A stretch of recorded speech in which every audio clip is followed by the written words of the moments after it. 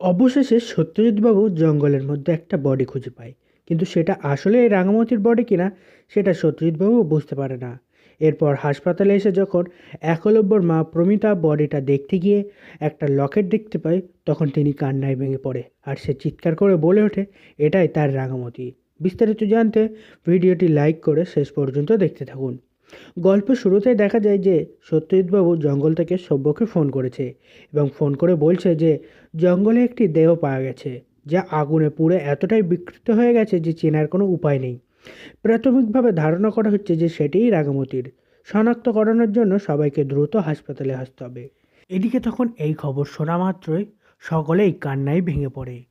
কিছুক্ষণ পর প্রমিতা জোরে চিৎকার করে ওঠে। তিনি বলেন, না, এটা হতে পারে না, আমার রাঙা মরতে পারে না।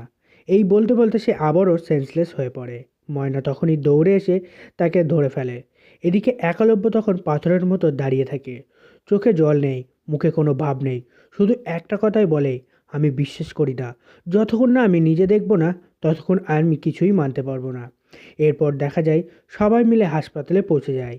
হাসপাতালের করিডোরে ঢুকতেই চারিদিকে শুধু আলো আর নিস্তবতা। এক কোণে দাঁড়িয়ে আছে সত্যজিৎ। সে মুখ গম্ভীর করে দাঁড়িয়ে আছে। সে তখন একলব্যর কাছে এগিয়ে এসে বলে যে দেওর অবস্থা এতটাই যে খারাপ হয়ে গেছে যে আগুনে পুড়ে গেছে, মুখ দেখে কোনো চেনা যাচ্ছে না।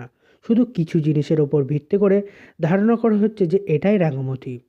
এই কথা শুনে এদিকে তখন সার্থকী বলে ওঠে, দেখলে, আমি তো আগেই বলেছিলাম যে এটাই সত্যি। তখনই একলব্য হঠাৎ রেগে গিয়ে চিৎকার করে ওঠে এবং বলে, চুপ কর, তুই তুই একটাও কথা বলবি না। এরপর দেখা যায় যে হাসপাতালের নার্স এসে জানায় যে ডেড বডি আইডেন্টিফিকেশনের জন্য একজনকে ভেতরে যেতে হবে। তখন এই কথা শুনে মুহূর্তের মধ্যে সবাই চুপ হয়ে যায়।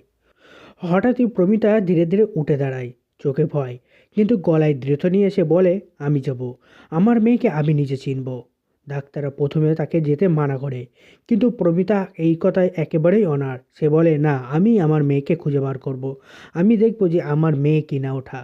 এই বলে তারপর সে একলব্য প্রমিতাকে নিয়ে ভেতরে ঢোকে। ভেতরে ঢোকার আগেই একলব্য প্রমিতার হাত ধরে বলে, মা, যদি ওটা না হয়? তখন প্রমিতা চোখ মুছে বলে, তাহলে প্রমাণ হবে আমার রাঙা বেঁচে আছে। এরপর দরজা খুলে সেই নার্স আর প্রমিতা ভিতরে ঢুকে পড়ে।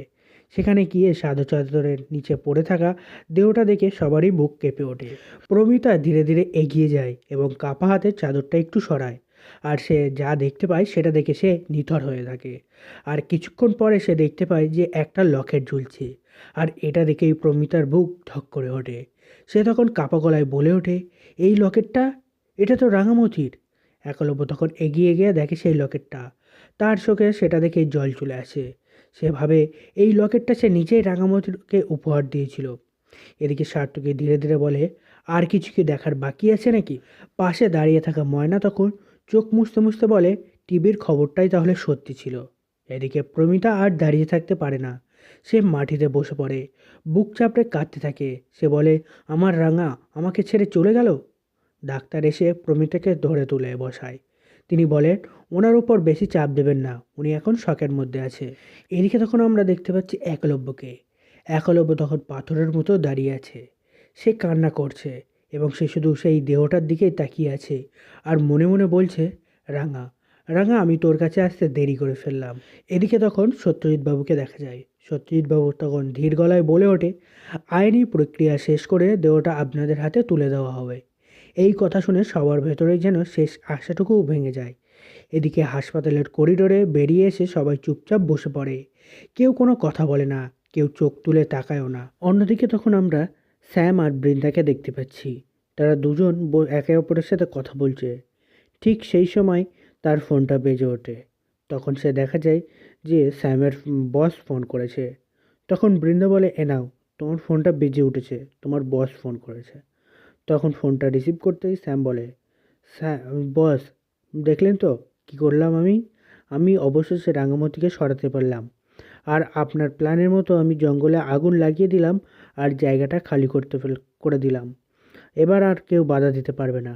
ওখানে একটা মল এবং একটা কমপ্লেক্স বানানো হবে, যেটা আপনি আগেই বলেছিলেন। আপনার আগেই প্ল্যান যেটা ছিল, এবার সেটা বাঁধানোর জন্য আর কেউ আটকাবে না। আর আপনাদের ওই গ্রামবাসীদের ওখান থেকে সরানোর জন্য আর কোনো টাকাও দিতে হবে না। কারণ ওখানের লোকজনের বাড়িঘর তো এমনিতেই আগুনে পুড়ে গেছে, সেখানে আর কিছু নেই, সেখানে শুধু পড়ে আছে ছায়ার কাঠের জ্বলা আগুনগুলোই, তাছাড়া আর কিছুই নেই। তাই এখন আমাদের কাজগুলো সহজ হয়ে গেল। তখন স্যামের সেই বস বলে ওঠে, স্যাম, তুমি যতটা সহজ মনে করছো কিন্তু ব্যাপারটা অতটা সহজ নয়। তুমি হয়তো ভাবছো যে ওই গ্রামের লোকজনের বাড়িঘর সমস্ত কিছু এবং জঙ্গল পুড়িয়ে তুমি সব কিছু দখল করে নিয়েছো, কিন্তু আসলে ব্যাপারটা ঠিক তেমন নয়। এখনও আমাদেরকে কিছু পারমিশন জোগাড় করতে হবে, ওই ফরেস্ট ফাইটারের লোকজনের কাছ থেকে পারমিশন নিতে হবে, গ্রামের প্রতিটা মানুষের কাছ থেকে সই নিতে হবে যে তারা আমাদেরকে নিজের ইচ্ছায় জমিটা আমাদেরকে দিয়ে দিচ্ছে। না হলে আমরা ভবিষ্যতে যখন ওখানে মল বা কমপ্লেক্স বানাবো, তখন তারা এসে প্রতিবাদ করবে এবং তখন সরকারি কোনো কাজে বাধা দেবে, তখন সমস্যা হতে পারে। তখন স্যাম বলে, স্যার আপনি ওসব নিয়ে চিন্তা করবেন না, আমি এবার বাকি কাজগুলো করে ফেলবো। তখন স্যামের সেই বসটি বলে ওঠে, ঠিক আছে স্যাম, আমি তোমাকে আর 10 দিনের সময় দিলাম। ওই 10 দিনের মধ্যে তুমি দেখো, আমি দেখব যে তুমি কি কি করতে পারো, তুমি কিভাবে ওই গ্রামের লোকজনের কাছ থেকে পারমিশনটা নিতে পারো। তুমি যদি নিতে পারো পারমিশন, তাহলে আমি তোমাকে অনেক টাকা দেবো, তোমাকে যা টাকা দেবো বলেছিলাম তার ডবল তোমাকে টাকা দেবো। এই কথা শুনে তো স্যাম খুশি হয়ে যায়। স্যাম তখন বলে, ঠিক আছে স্যার, আপনি এসব নিয়ে চিন্তা করবেন না, আপনি আপনার কাজ করুন, আমি আমার কাজটা এবার দেখছি।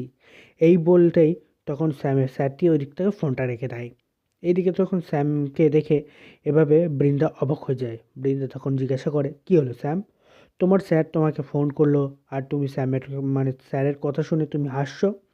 স্যার তোমাকে কি বললো? তুমি কি পারবে ওই গ্রামের লোকজনের কাছ থেকে পারমিশন নিতে? তখন স্যাম বলে, বৃন্দা তুমি অত চিন্তা করো না, আর ওই সহদেবকে আমি জেল থেকে বার করব। সহদেবকে জেল থেকে বার করতে পারলেই ও আমার অর্ধেক কাজ করে দেবে, আর বাকি অর্ধেক কাজ আমি আমার লোকজনকে নিয়ে করে দেবো। আর ঝুমুরকে দরকার হলে আবারও কিডন্যাপ করব।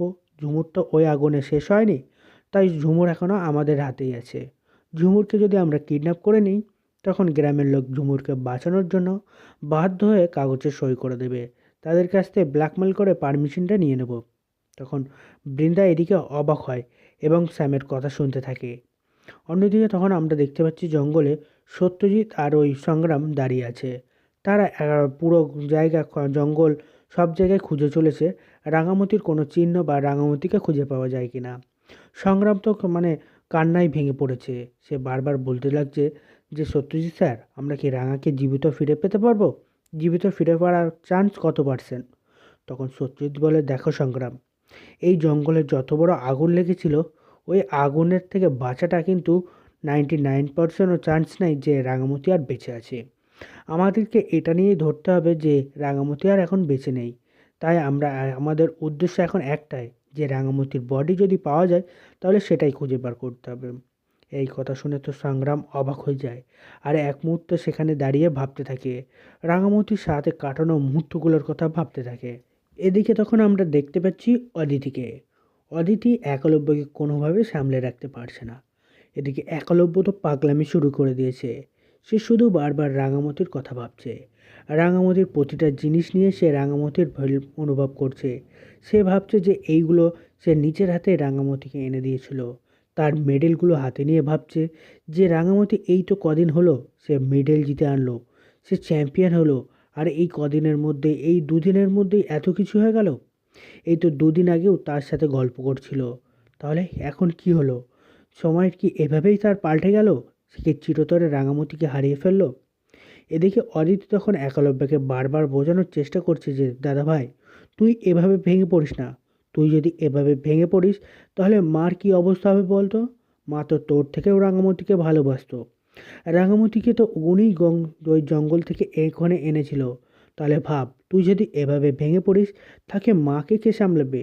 আর তোকে এভাবে ভেঙে পড়তে দেখে তো মাও আরও ভেঙে পড়বে। তুই একটু বোঝার চেষ্টা কর।